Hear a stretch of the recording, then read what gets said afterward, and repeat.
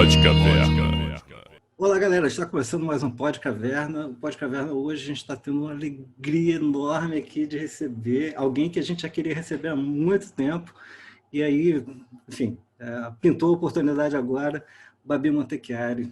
Pô, Babi, seja bem-vinda, querida. Obrigada. Muito obrigada pelo convite. Fiquei muito lisonjeada. Nunca fui convidada para participar de um collab. Tô até nervosa. Então, a Babi, ela tem um canal chamado 1,5 metro de livros, e aqui na descrição do vídeo nós estamos deixando aqui o link para você conhecer esse canal. O que a galera encontra lá no canal, Babi? Eu falo sobre livros.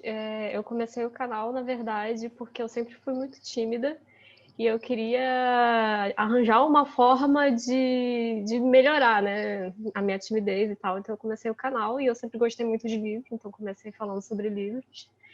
E aí, agora eu falo sobre feminismo, saúde mental, mas sempre relacionado com livros, né? Eu sempre trago algum conteúdo de algum livro para falar. E é isso. Falo sobre tudo, sobre todos os tipos de livros possíveis. Beleza. E nós estamos aqui recebendo também o Diegão aqui da casa. Fala aí, Diegão. E aí, beleza? Já sou de casa, já. A galera já conhece. Sempre bom, sempre Já bom. tá acostumada.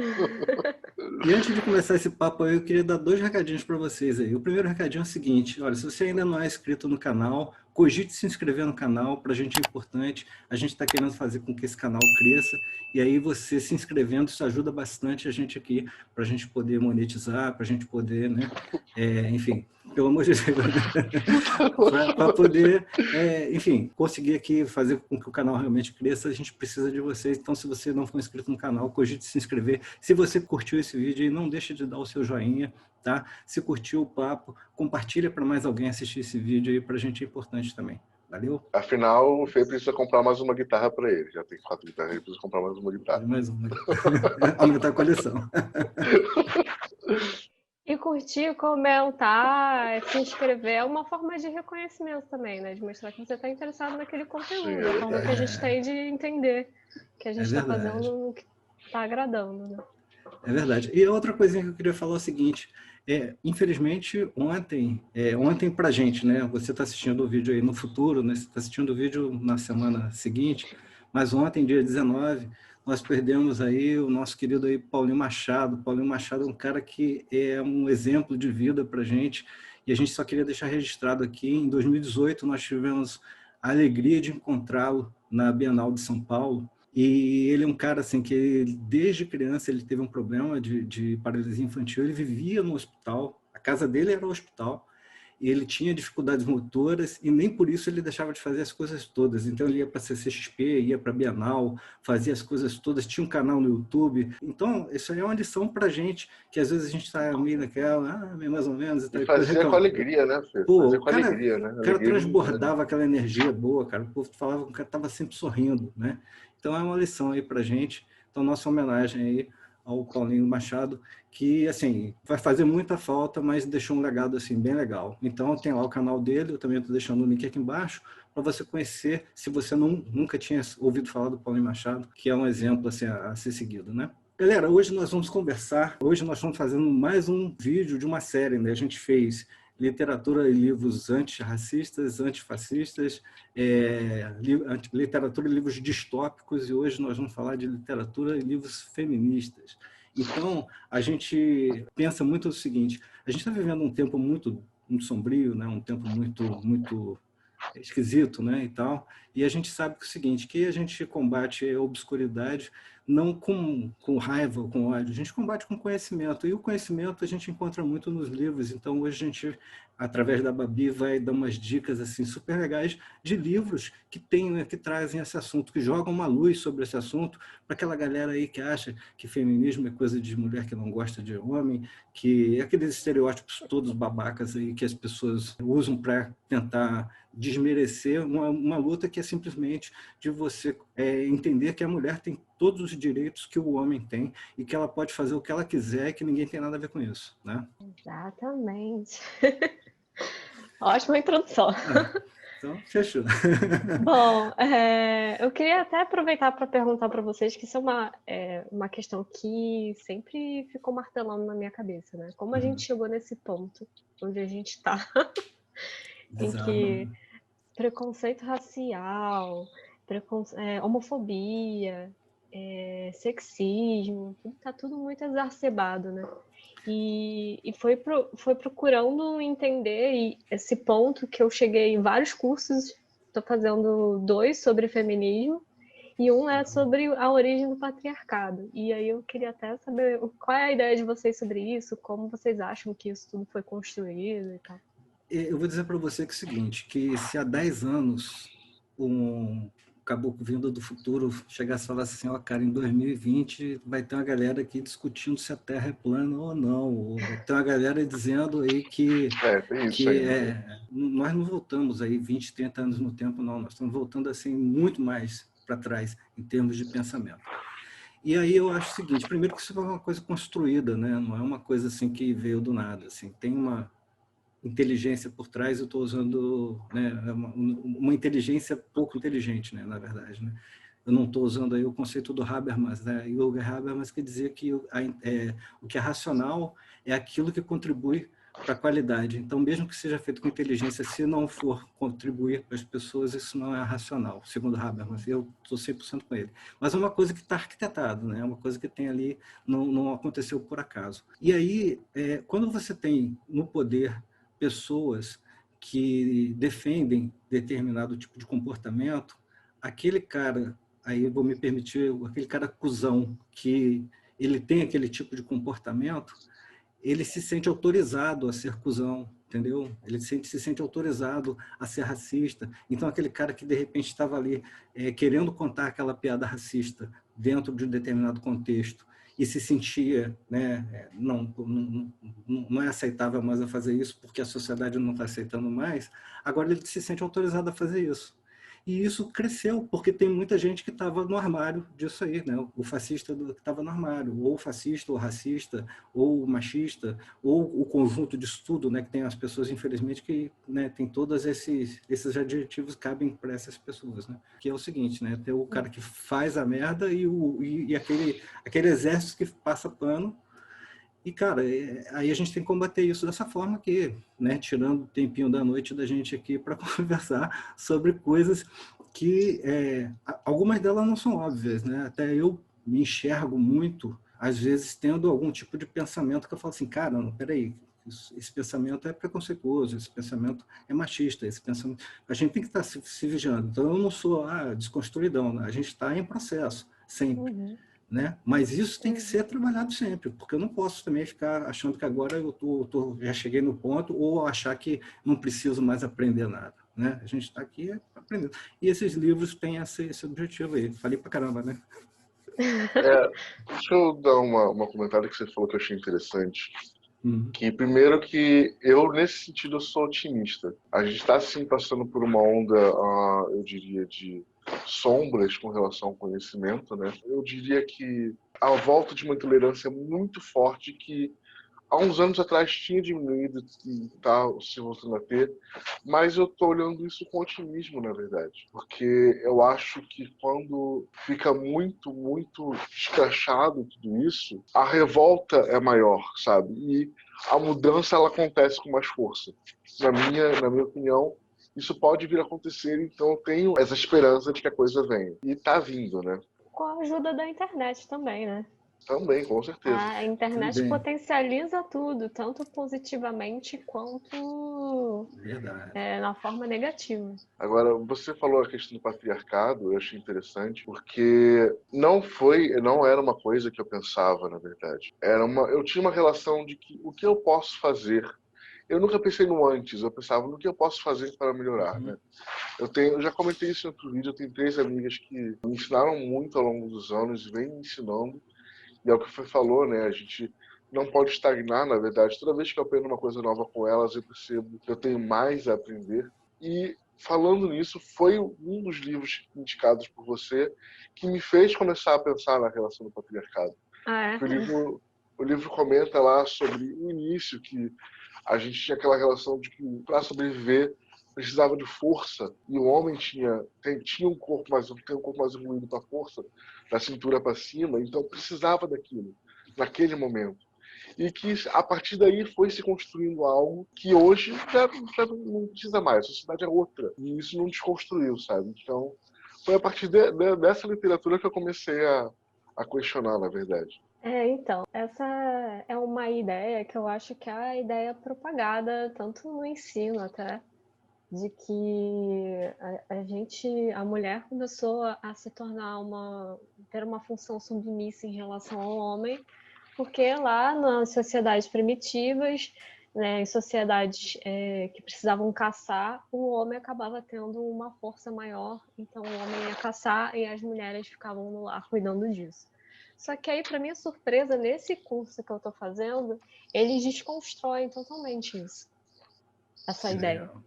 Tem uma historiadora chamada Gerda Lerner, que ela fala que, na verdade, o patriarcado ele não é como a gente não era nas sociedades primitivas como a gente vê hoje.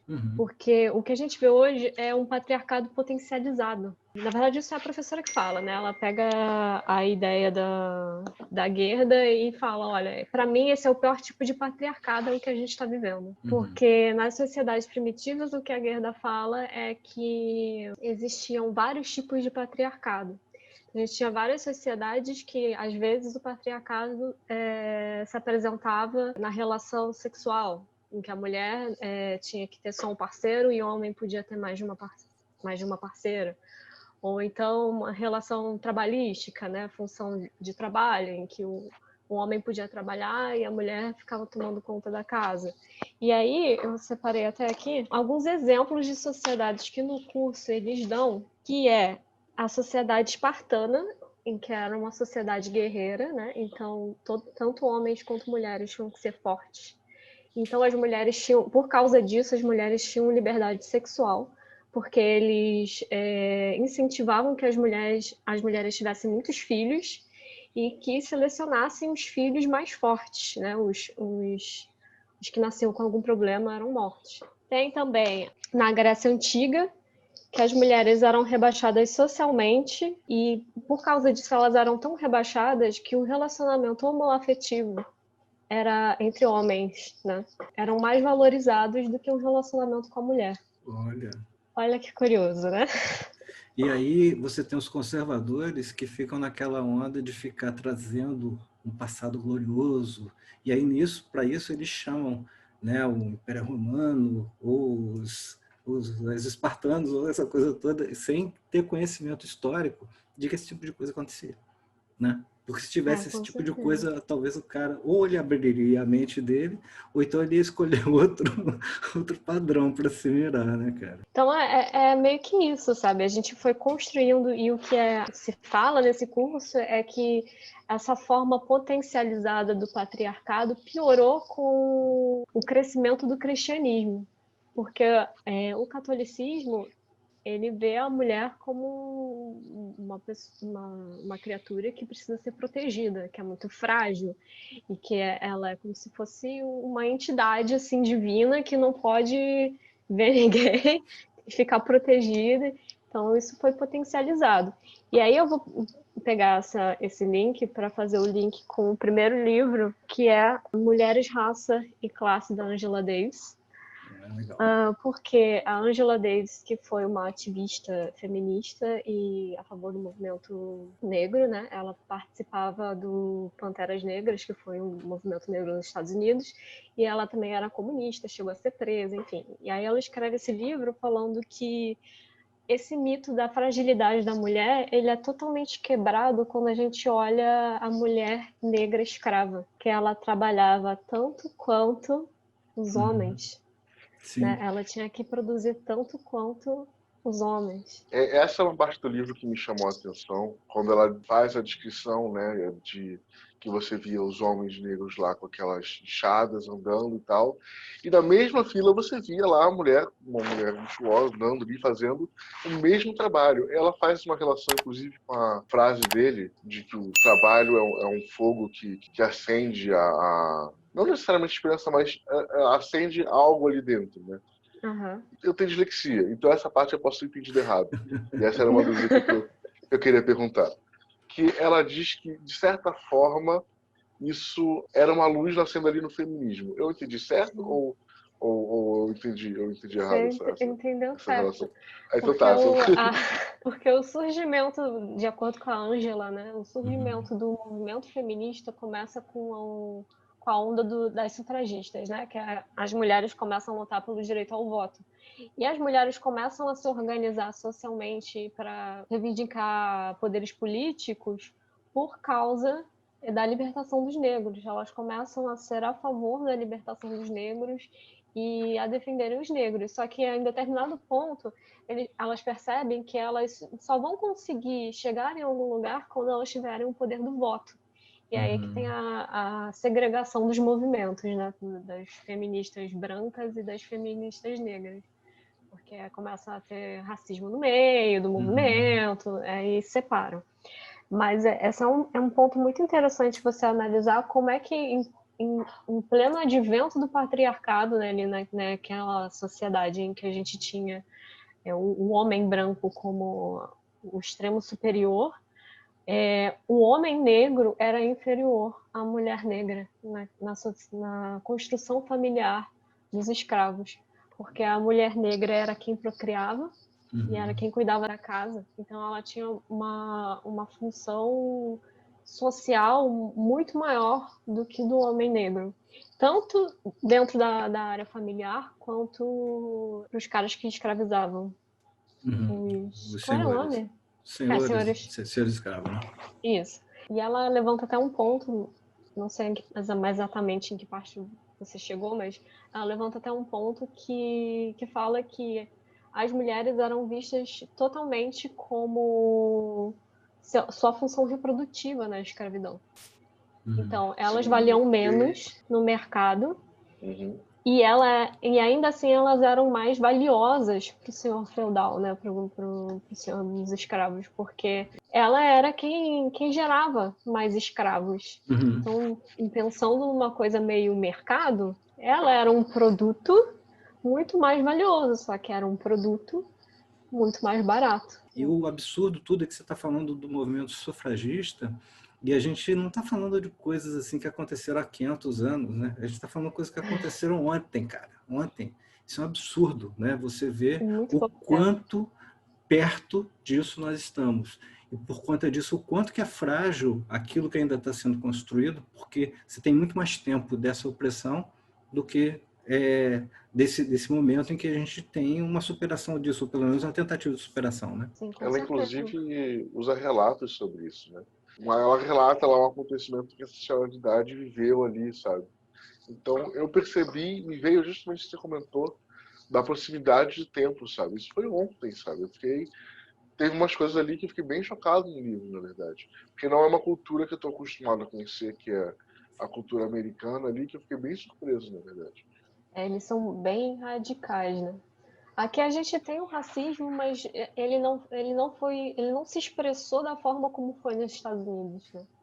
Aí todo mundo entende que é errado, ainda assim tem atos racistas, tem atos preconceituosos, tanto em relação à mulher quanto em relação aos negros, mas não chegamos a ser do jeito como aconteceu nos Estados Unidos, de no Sul, ter a segregação, os bairros negros, os bairros de branco, que os negros não podiam frequentar os lugares brancos, então é bem... Pra gente soa esquisito, né? Mas isso é munição para esses negacionistas que vêm a dizer que não tem racismo no Brasil, né?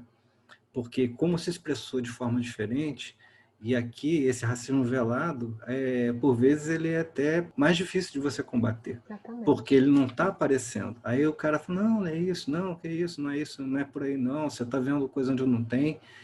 Hoje não está tão velado assim, né? Você vê que a gente teve o caso terrível dos seguranças matando o rapaz ali no Carrefour, né? Vamos dizer o nome da... Eu não quis nem ler muitas notícias sobre Eu isso. também não, cara.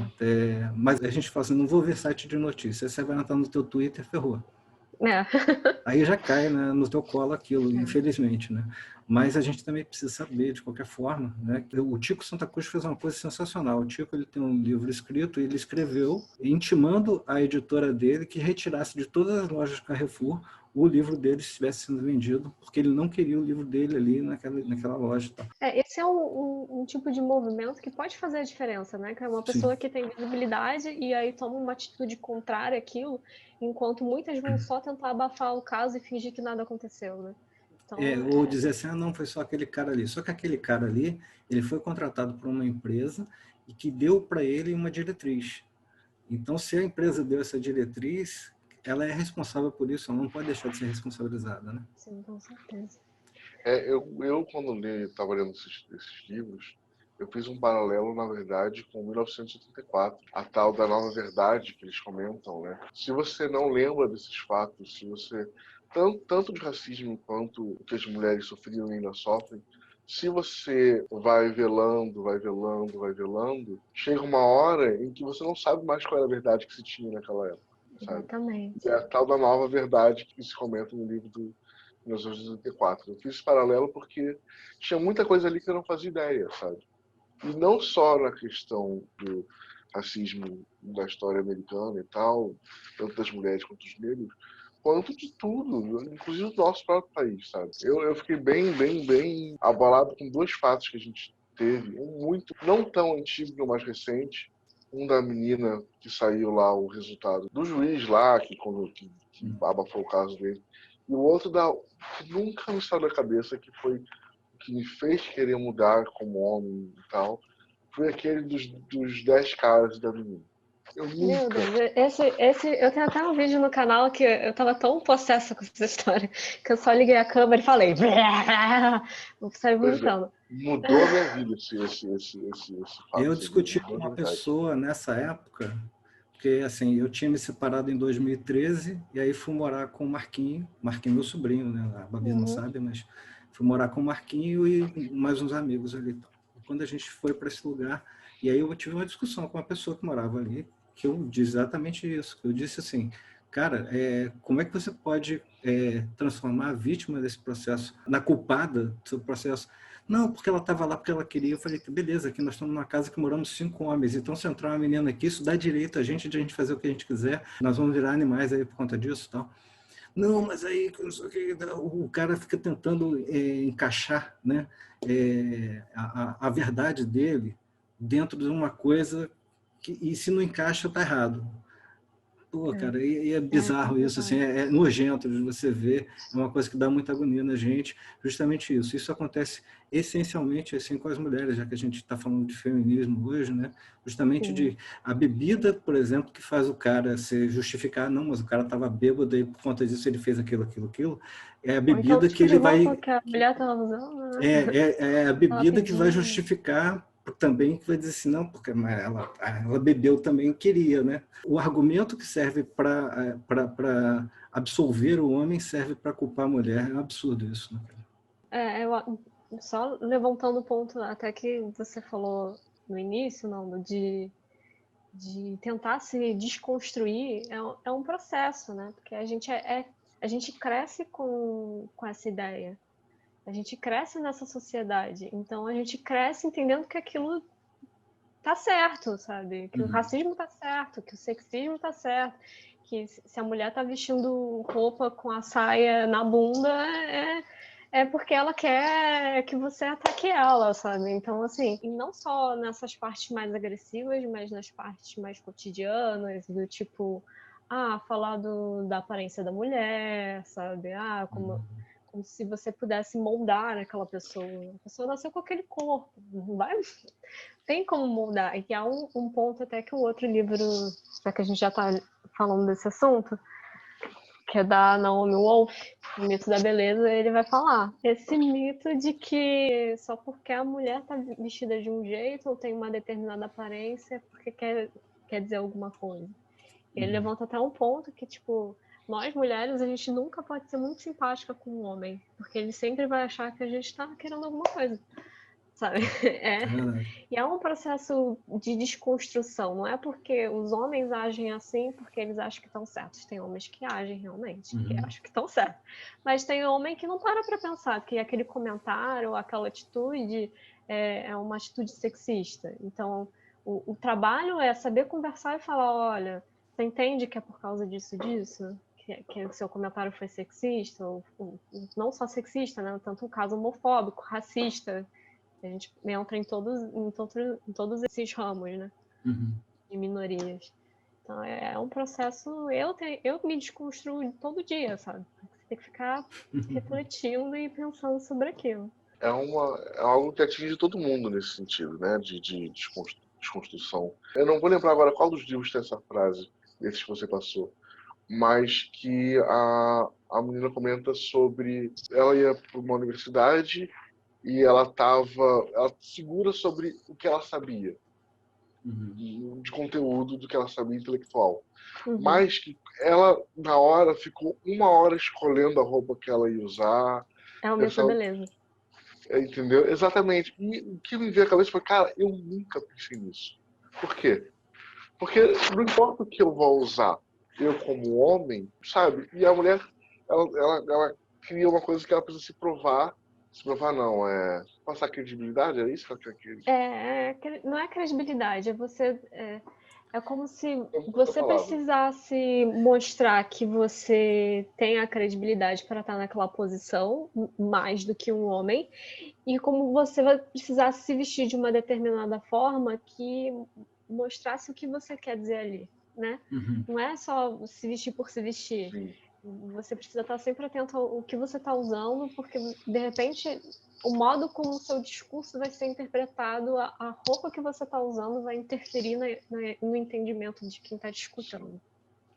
Então, tá curto demais, tá longo demais, essa roupa tá certa, essa roupa tá errada. Isso nunca me passou pela cabeça. Nunca me passou pela cabeça. Quando eu li, eu falei, caraca, como sabe? Porque eu, se, por exemplo, eu vou apresentar um trabalho na faculdade.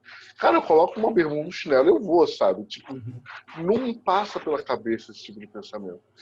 E é por isso também que muitas vezes falar a mulher demora demais para se vestir. Porque, porra, é a quantidade de coisa que a gente tem que ficar pensando. Exatamente. Exatamente, cara. O que me veio à cabeça desse, que foi o mesmo tipo de pensamento que eu nunca pensei nisso, foi a questão de que quando vem um cara atravessando a rua, andando pela rua, e vem uma mulher na mesma direção.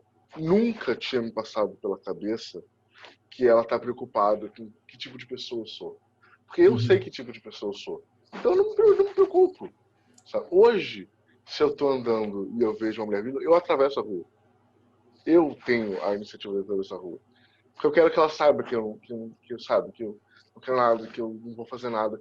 Eu quero que ela possa se sentir segura nesse trajeto. E era uma coisa que era impensável para mim antes. Até uma das minhas amigas, uma das conversas delas com outras, comentaram isso. Eu falei, caraca! Então é o tipo de pensamento que é interessante se ter, sabe? De você pensar o que o outro passa, sabe? Isso é tão intrínseco na nossa sociedade, então de uma forma doentia, né? Não estou dizendo que todos os homens são assim, né? Sempre bobagem. Quando começa esse discurso, mas eu não sou assim. Pra você ter uma ideia, eu comecei a sofrer assédio sexual na rua quando eu tinha 10 anos de idade. 10 anos de idade, eu andando na rua, os caras já me mandavam um beijinho, falava, poxa, vamos ali tomar alguma coisa, sabe? Então, assim... É bizarro demais, né, cara? Doente, sabe? É uma sociedade doente. É interessante isso que você comentou, porque me veio à cabeça um vídeo que... Eu não sei se você conhece o Gaveta, ele tem um canal no YouTube. Ele fez um vídeo chamado De Homem para Homem, que ele faz um paralelo sobre coisas que um homem pode passar na vida dele e tentar fazer um paralelo com o que uma mulher pode passar durante a vida e fazer essa relação para tentar fazer alguns homens entenderem, ou compreenderem, melhor dizendo, algumas atitudes. E uma das coisas que me vem, isso que você falou dos 10 anos de idade e tal, é o estresse, né? Porque é um estresse contínuo e as mulheres vêm sofrendo. Não é uma coisa de... Não é um dia que um cara vem e fala alguma coisa, sabe? É um estresse contínuo de o tempo inteiro. Tem um vídeo na internet que é isso, uma mulher coloca uma câmera e ela vai andando. E, cara, o vídeo dura, sei lá, 5 minutos. São 70, 80 cantadas desse gênero por tipo, minutos, sabe? É um absurdo. Então, eu imagino o estresse que seja. Uma vez eu estava conversando com uma amiga na faculdade, eu não lembro o que eu comentei. Não necessariamente foi algo machista, eu acho que foi algo homofóbico. Eu comentei por algo, nem me passou pela cabeça, e ela veio com uma raiva, assim, tipo, calma. Quando eu falei calma pra ela, eu lembrei que ela pertence à comunidade, então eu falei, cara, que mais é calma? Ela não tem que ter calma nenhuma. Sou eu que tenho que, sabe? Eu vi um vídeo que eles fizeram uma campanha no México, e aí tinha sempre um grupo de jovens que ficavam em determinado lugar, e toda mulher que passava, eles mexiam com as mulheres. O que eles fizeram? Eram rapazes assim de 20 anos, mais ou menos, um pouco mais, um pouco menos. Eles pegaram e contataram as mães desses jovens, que eram senhoras, mas senhoras de 40 anos, pô, inteiraças e tal. E aí produziram as mulheres, sabe? Botaram elas com uma roupa, tipo com um vestido bacana, maquiada tal, fizeram cabelo. E as mulheres estavam passando. Quando elas estavam passando, o cara chegava e mexia, ele estava percebendo que... Aí, na hora, ele se tocava que ele estava mexendo com a mãe dele.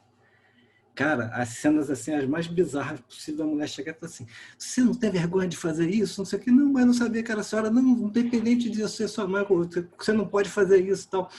Aí algumas dão uma tapa nos caras. Assim. Aí quebrou totalmente o cara, né? Porque um dos mitos que rolam também é o mito da maternidade. Então, o filho homem coloca a mãe num potinho de ouro e a mãe não pode se relacionar com ninguém, sabe? Ela é totalmente imaculada, elas não têm uma vida social, elas não têm vida sexual ativa, elas, se forem solteiras, né, ou mesmo casadas, tem até uma super proteção do filho com a mãe por causa dessa ideia do que é a mãe, né? Do ser maternal, no caso. Então, esse é um ponto que é muito trabalhado. Agora já pescar outro livro aqui, que é o da Helena Ferrante, Dias de Abandono. Nesse livro, a personagem principal, ela é abandonada pelo marido. Ela tem 2 filhos e um cachorro, né, o casal. Ele vai embora, e a partir do momento que ela vai embora, ela quebra. Ela não sabe o que ela faz com a vida dela, ela começa a ter uns delírios bem loucos, assim.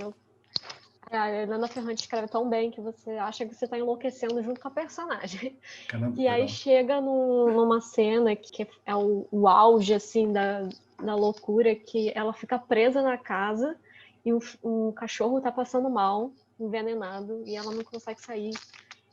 Então, assim, o que a Helena propõe é uma desconstrução dessa ideia do mito da maternidade, né? De que toda mulher tem essa função maternal, tem essa quase um instinto, né, maternal, uma coisa tão natural. Tanto é que eu, por exemplo, eu não quero ter filhos. E é incrível. É uma ideia que eu tenho na minha cabeça há tanto tempo que quando eu falo, sempre vem, mas você é muito nova. Mas eu tenho 31 anos, então eu vou ser nova até quando? Para dizer que eu não quero ter filho. Mas a sociedade tem uma expectativa, né? E aí fica sendo projetada. E essa expectativa, acho que em cima da mulher, é sempre uma expectativa mais forte, mais direcionada, né? E tal. E é uma coisa assim muito bizarra, porque quando você fala dessa coisa do mito da maternidade, porque a mulher que cuida, a mulher tal, isso meio que, por outro lado, autoriza, entre aspas, né, o homem a ser o cara que quando ele quer ir embora, ele vai embora e que se for do resto, que se for da família, que se for da tudo, porque a responsabilidade, isso aí, lógico, eu estou falando do pensamento, não estou falando que todos os homens fazem isso, porque tem casos, vários, de homens que pais solteiros, digamos assim, mas não são a maioria, muito pelo contrário, são exceções, né? Então, é uma ideia que dá um aval, assim, né? De como a mãe é a maternal, é a que cuida, é a protetora, é a amorosa. O pai tem toda a liberdade que ele quiser de demandar, porque a função de cuidado é da mãe. Não é bem assim. Inclusive, uma coisa que eu queria comentar é que eu trabalho com marketing, né? E eu ajudei no lançamento de um curso sobre maternidade. E uma coisa muito falada nesse curso foi que o amor da mãe para o filho não é uma coisa automática. Muitas vezes, quando o filho nasce, a mãe está muito despreparada para aquilo. Ela não olha o filho e fala, meu filho, meu amor, sabe? Não é essa maternidade romântica que a gente está acostumado e que se fala e que se propaga na literatura, no cinema, enfim, nas artes, de que a mãe vai ter aquela paixão imediata, e não é bem assim, é uma coisa que é construída. Então, quando você sabe de casos de mãe que abandonaram os filhos, até quando a gente fala de aborto, de mães que não querem, de mulheres que não querem ser mães, todo mundo olha como um absurdo, só que não é um absurdo, porque é natural da mulher ser a geradora, né? De carregar o bebê da natureza, sim, é da natureza. Só que não é função dela, sabe? E a nossa sociedade lida com isso como se fosse função. Tanto na época escravocrata, com as mulheres negras, quanto na nossa sociedade do século XIX, em que as mulheres eram vistas para reproduzir também, ou até hoje em dia, em que a gente tem esse mito da maternidade, que acho que toda mulher tem que ter esse fogo por ter filho, e não é bem assim. Quase uma obrigação social que é criada em cima disso, né? A mulher é obrigada a ser uma mãe, ela é obrigada a querer ter bebê, ela é obrigada a querer amar aquele bebê. Enquanto um homem, ele pode, se ele quiser, sair, ele não tem problema. Inclusive, uma observação que eu fiz já há muitos anos, que quando você vai tirar sua carteira de identidade, você dizer o pai e a mãe, o pai está lá opcional, né? Você não é obrigado a colocar o nome do pai. E eu acho que ao longo da minha vida eu conheci pouquíssimos pais que assumissem não só uma relação com os filhos, como um cuidado com os filhos. É engraçado que na certidão de nascimento, até pouco tempo atrás, só o pai poderia registrar a criança. Só o pai poderia registrar. Também é outra bizarrice. E isso que o Diego está falando também tem uma questão interessante, porque é muito comum você ouvir, né, o cara quando vai dizer, né, não, mas eu ajudo em casa. Peraí, ajudar em casa é como o seguinte, não, a mulher tem todas as obrigações. O cara não, o cara só ajuda.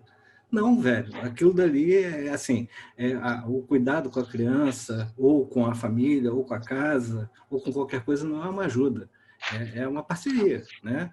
E essa coisa de, eu ajudo, é como se o seguinte, não, eu abro uma exceção para, né? Porque são essas construções que existem, né? E que a gente tem que a todo momento ficar se percebendo. Uma coisa, por exemplo, que eu percebo muito é que até os palavrões que eu falo, e eu não falo poucos, hoje eu estou até me controlando bastante aqui, os palavrões são machistas.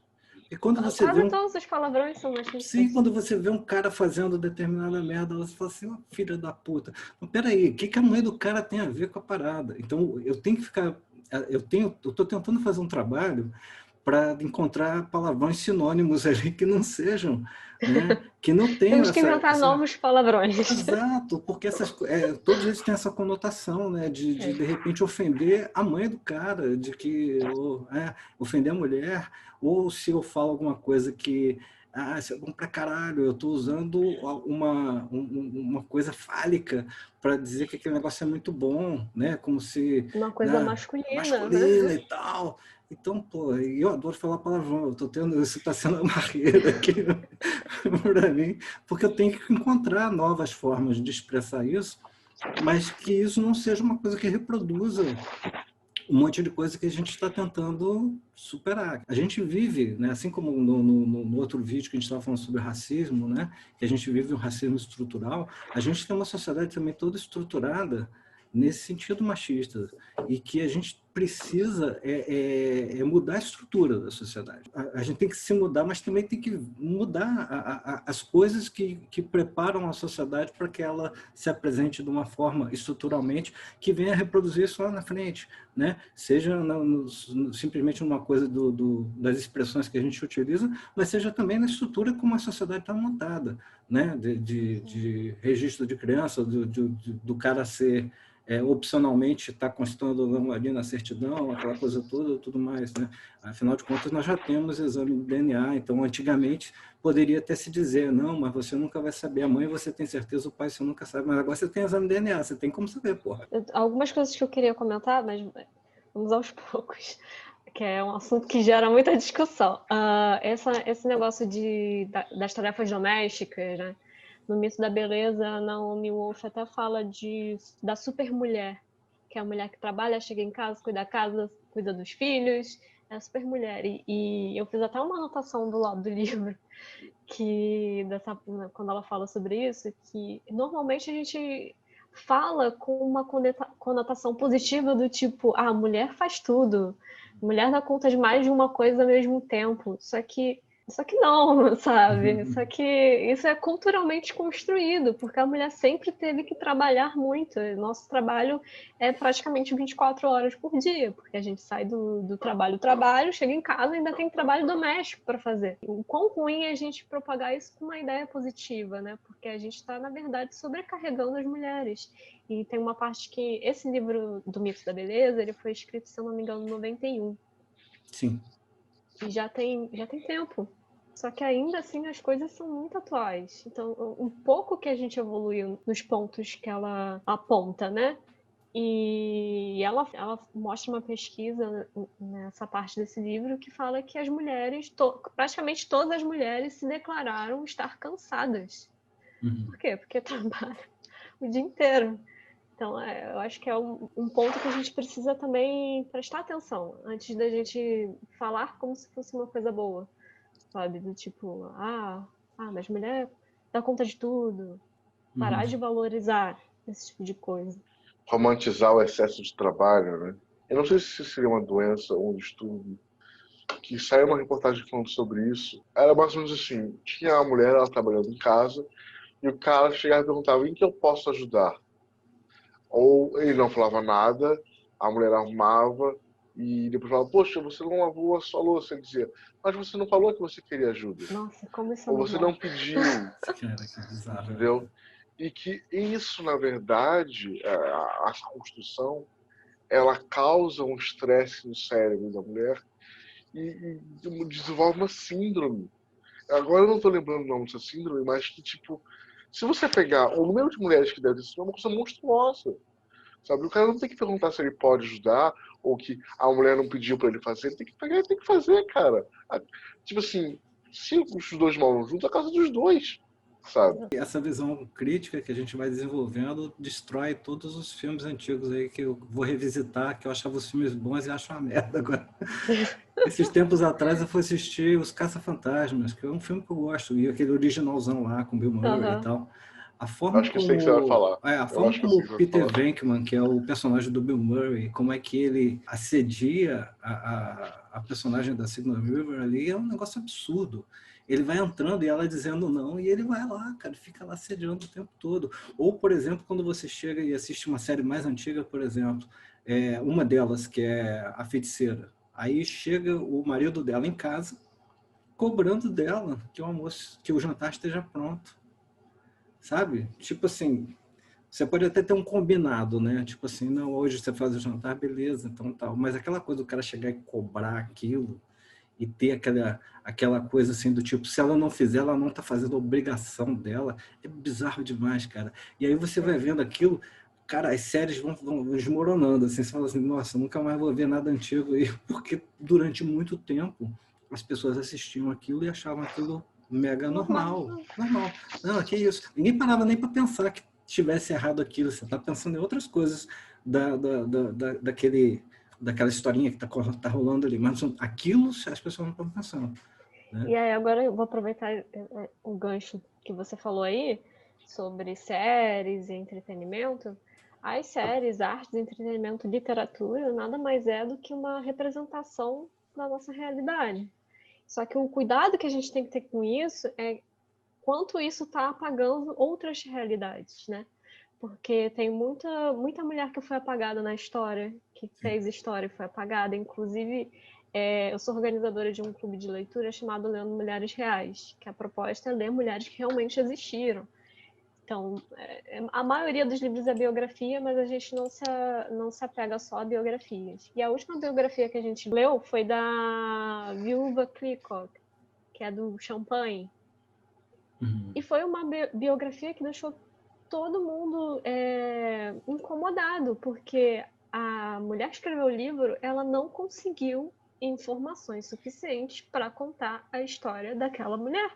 Não tinha documentação, não tinha cartas guardadas, só tinha documentação da empresa, sabe? Não tinha informações sobre a mulher, quem foi aquela pessoa. Então é tudo uma grande especulação de quem foi a Viúva Cliquot. Então, assim, as artes, a literatura, são formas de ajudar também nessa parte histórica, né? E um dos cursos que eu fiz também fala que a literatura, a linguagem, é uma forma de anunciar o sujeito. Então, quando você lê alguma coisa, você está lendo a partir da perspectiva daquela pessoa. E em um mundo em que a maioria dos autores homenageados e renomados são homens, que tipo de ideia a gente está passando para a nossa sociedade, sabe? Que tipo de representação feminina a gente está tendo? Isso, inclusive, é uma da proposta da Helena Ferrante. A Helena Ferrante, eu não sei se vocês sabem, mas ela não aparece em público. Ninguém sabe se é mulher, se é homem. Eu li sobre isso, que ela é um pseudônimo, né? A proposta dela é se desapegar da literatura dela. Ela não quer ter a pessoa dela como autora, ou se for um homem, um autor, atrelado aos livros que ela escreve.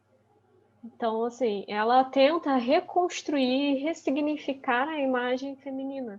Então, ela brinca muito com a ideia da rivalidade entre as mulheres, né? Que o mito da beleza também vai falar sobre isso, sobre como o mercado, né, de cosméticos, o mercado da beleza, provocou a rivalidade nas mulheres, de achar que não estavam bonitas o suficientes para conseguir aquele carro que era bom, ou para conseguir um casamento bom, ou, sabe, tudo fica em torno da beleza, e isso gerou uma rivalidade entre as mulheres. Então, a tetralogia da Helena Ferrante, que é uma série que bombou e explodiu, foi quando a Helena ficou conhecida no Brasil, ela brinca com essa ideia da rivalidade e da amizade entre duas mulheres.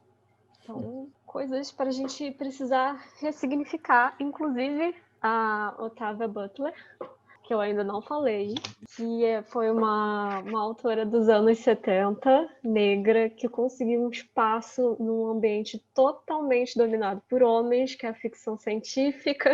Sensacional, cara, sensacional. Numa época, né, que a gente não tinha a liberdade que a gente tinha hoje, tanto no meio da escrita literária, quanto no mundo mesmo, se a gente não tem até hoje, imagina nos anos 70.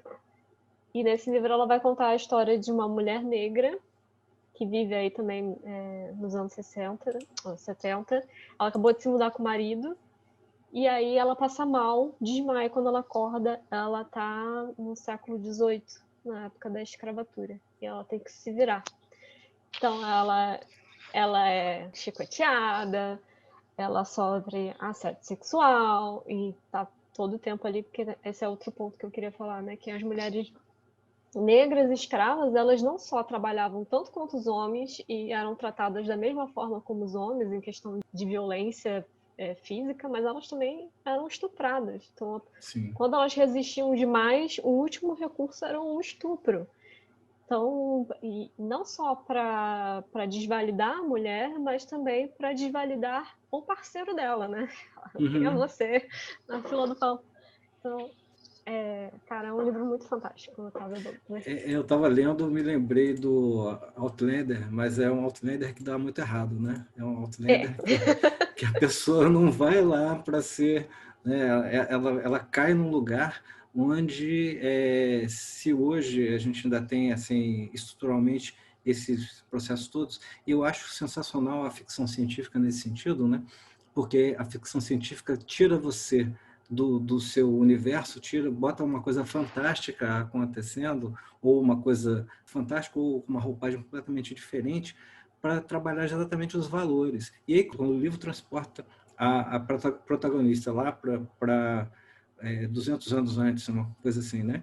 E ela está num local onde aquilo tudo acontece, com aquela violência toda que acontece, isso tem muito a dizer sobre o que hoje, qual é o resultado disso que a gente tem hoje ainda, né? Porque as pessoas também fazem, e isso é muito comum hoje, de fazer uma desconexão entre aquelas coisas que aconteceram com as consequências que a gente tem hoje, né? Aí, só para dar uma dica para a galera, tem o canal que é o do Iclis Rodrigues, chamado Leitura Obriga a História, em que ele fez um documentário para derrubar um livro que é um desses livros aí que tenta reescrever a história com um monte de fantasias, sem nenhum rigor científico, e falando um monte de bobagens sobre escravidão, sobre feminismo ou qualquer outro tipo de coisa, para dizer que aquilo não era aquilo mesmo, então para fazer uma desconexão com o que há hoje, para dizer assim, não, olha, o escravo era amiguinho do senhor de escravos, né? É o que eu comentei hoje mais cedo lá, quando a gente começou a falar, sobre a tal da nova verdade, que fiz esse paralelo, sabe? Você vai deixando de lembrar de coisas e pensar em coisas, e a verdade pode se construir em algo que não é necessariamente verdade. Ou a lembrança ser apagada, sabe? Isso é extremamente perigoso, extremamente perigoso. E se a gente for para pensar, todos os âmbitos de produção de entretenimento artístico eram dominados por homens, então a gente só tem a visão e a representação feminina dos homens. A gente não tem a visão e a representação feminina das mulheres. Tipo, durante muito tempo a gente não teve, né? Hoje a gente ainda tem. Só que ainda assim são sempre desvalorizados. Então, eu fiz um curso também, que eu sou a louca dos cursos, né? Então, eu fiz um curso também sobre mulheres na arte, que é uma historiadora da arte, que vai contando a história da arte e enfatizando artistas mulheres.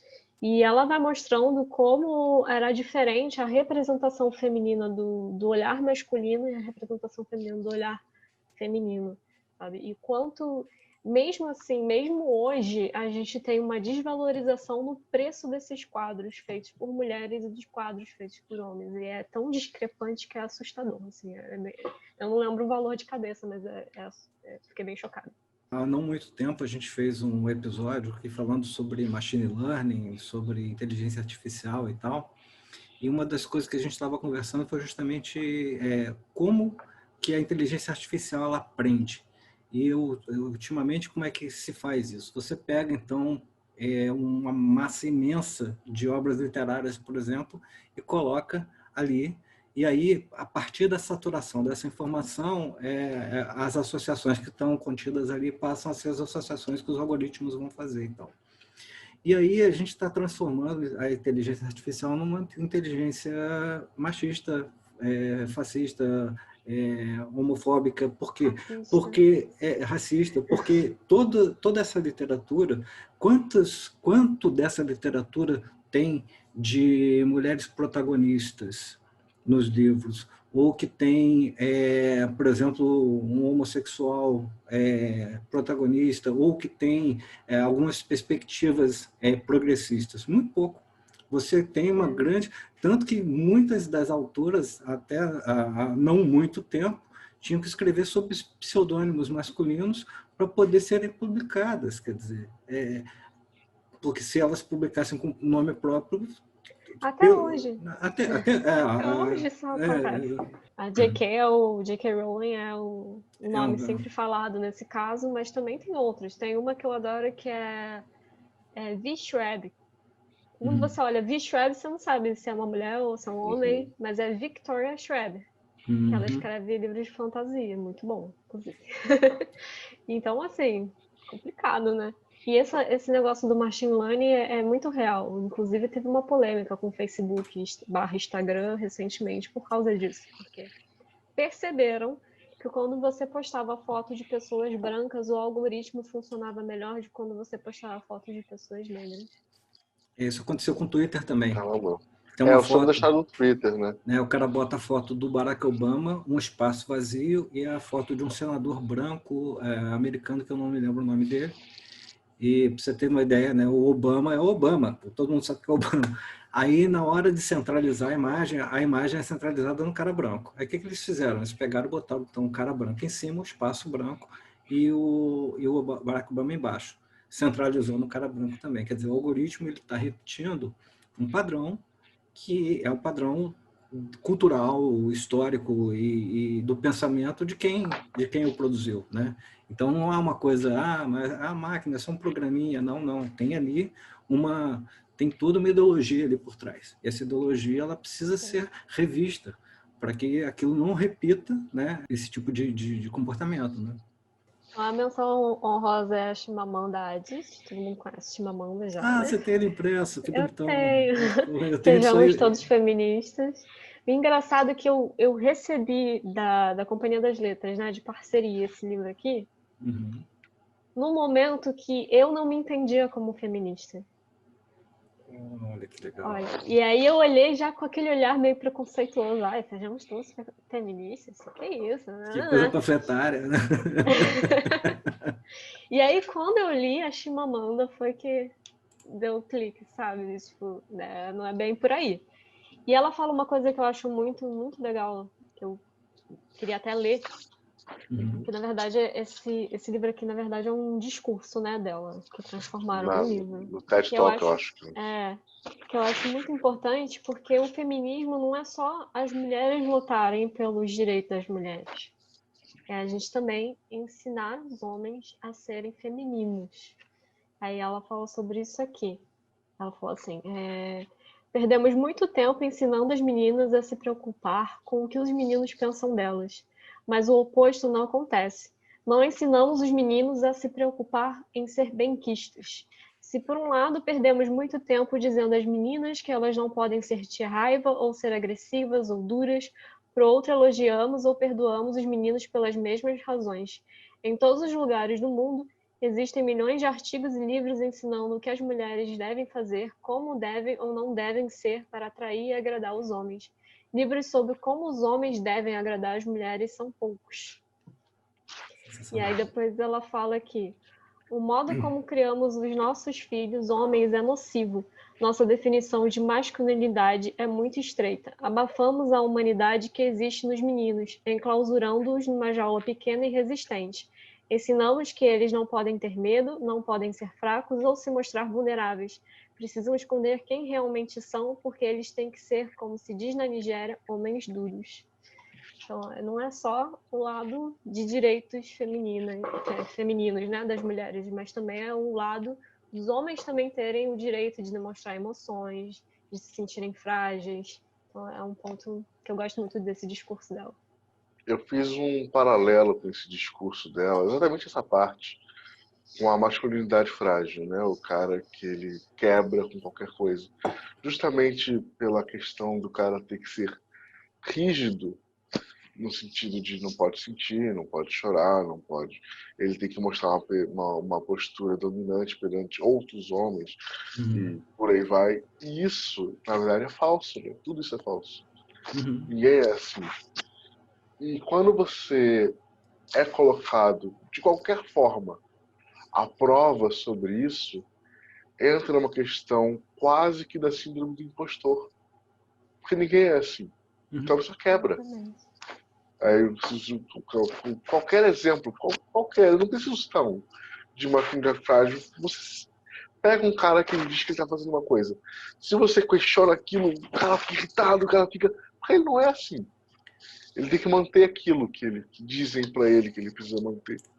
E aí, por conta disso, você tem essas reações, né, principalmente dos machistas, dos conservadores, ou, enfim, de alguém desavisado que naquele momento está tendo uma reação sem ter raciocinado, justamente por conta disso, que ele se sente agredido. As pessoas se sentem agredidas quando você diz que as mulheres podem fazer qualquer coisa. Aí o cara se sente agredido, não, qualquer coisa não, cara, tem que ter ordem aqui, a moral e bons costumes, né?